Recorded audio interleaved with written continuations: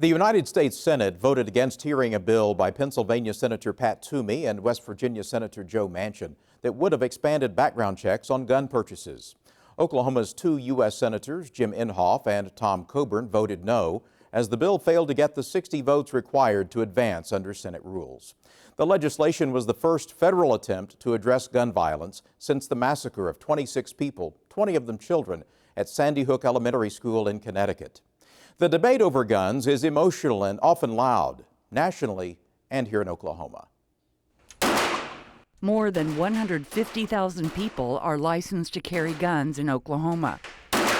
Since January 1st, just after the mass slayings in Newtown, Connecticut, and when the latest national gun debate started, more than 25,000 people have applied for a license to carry a gun.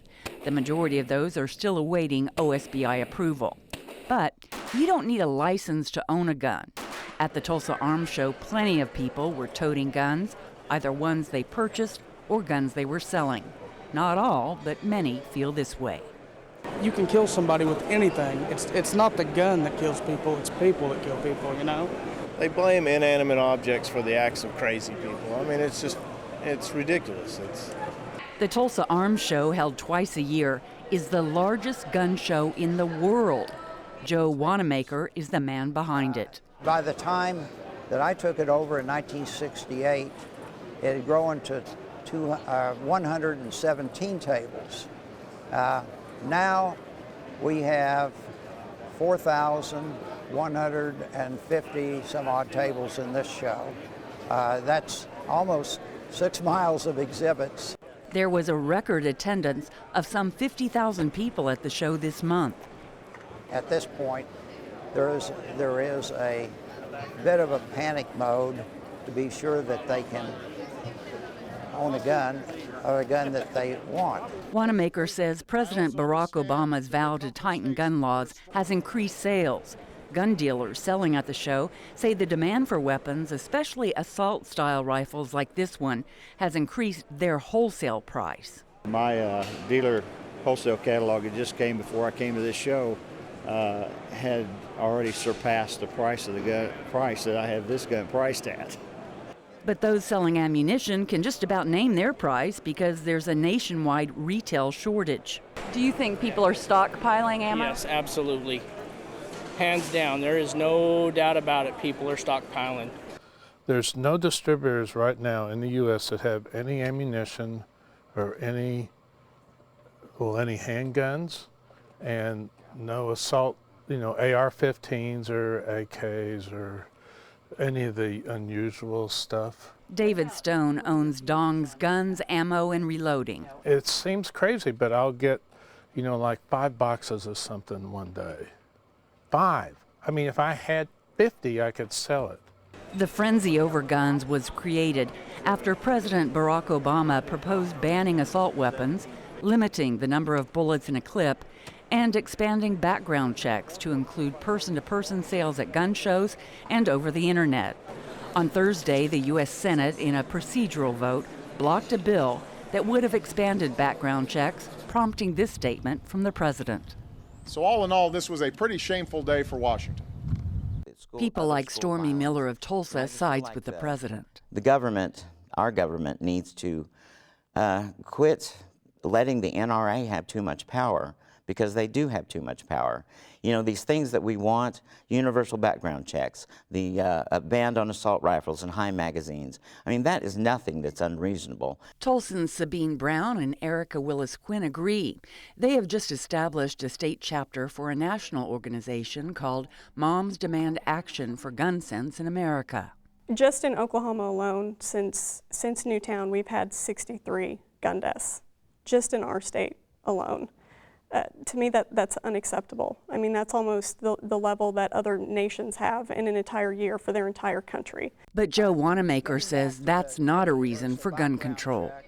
I think people should realize that when the government has the say-so in every gun sale, that it becomes a privilege and not a right. And we do have a Bill of Rights, not a Bill of Privileges.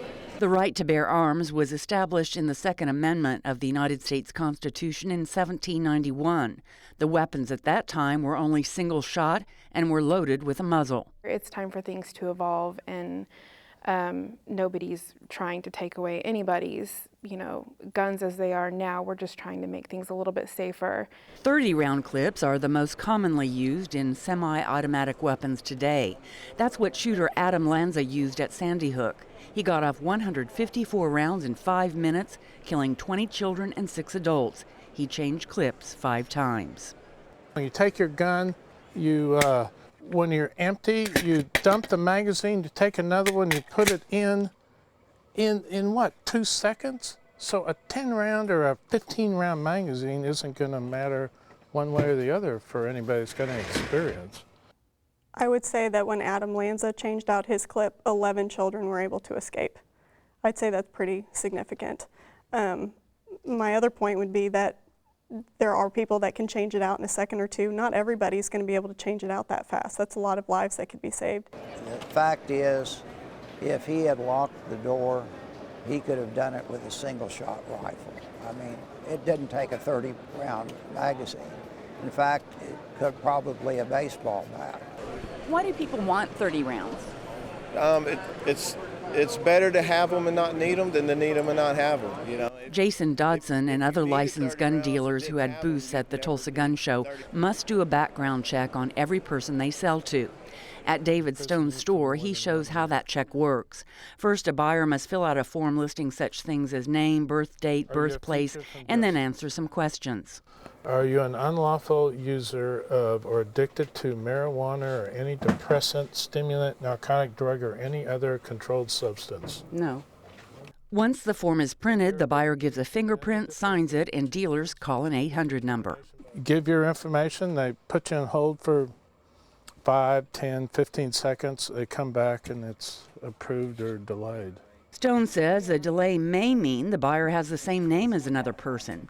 He doesn't believe many felons have tried to purchase a gun from him. If you lie on this form, there's some of those questions like, have you ever been convicted of a felony? Or are you a fugitive from justice? If you say no and you commit a felony by lying on a federal form. And while licensed dealers must do background checks and keep records, private sellers don't have to. But technically, after they buy it from a licensed dealer, that gun then could change hands multiple times with no paper trail. Correct. This for sale sign was worn around the neck of Andrew Whiteman as he tried to sell his 9mm MAC-10 as he walked around the Tulsa Gun Show. He may own it, but he didn't buy it from a licensed dealer. How many rounds can it fire? It can fire 32 is what the clip will hold, and it'll fire them as fast as you can squeeze the trigger. Where'd you get it? I got it from a friend of mine. We done some swapping on a hot rod motor for it. Whiteman won't know whether he sells it to a felon. Rogers County Sheriff Scott Walton says universal background checks will do nothing to stop criminals. You can be assured that that felon didn't go, to a authorized gun dealer and purchase that weapon. It was a back parking lot deal. Walton says a background check wouldn't have stopped what happened in Newtown. Shooter got the guns from his mother. A solution to end mass carnage and the high number of gun deaths in the U.S. remains unresolved and controversial.